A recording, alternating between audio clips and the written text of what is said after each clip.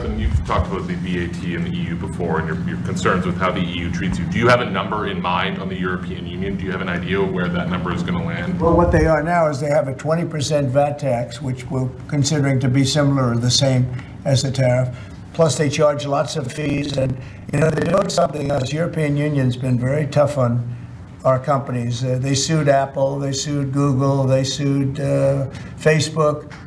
They sued many other companies, and they're American companies, and the kind of numbers are staggering.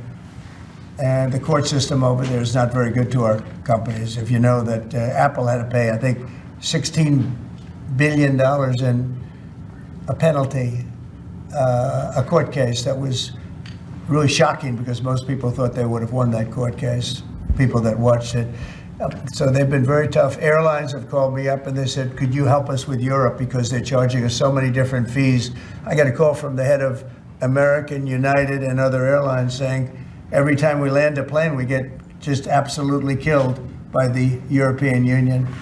And so they haven't been treated as good. We think the European Union is wonderful. We all love Europe, love the countries in Europe, but European Union has been absolutely brutal on trade.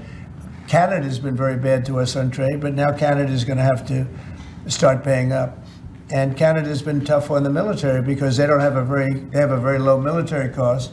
They think we're going to, protect them with our military, which is unfair. So Canada's going to be a very interesting situation because, we just don't need their product. And yet they survive off the fact that we do 95% of what they do.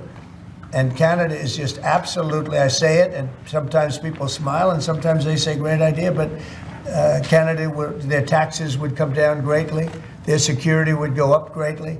Amazing things happen to Canada, and really Canada in this particular, why would we pay $200 billion a year in subsidies to Canada when they're not a state? You do that for a state, but you don't do that for somebody else's country.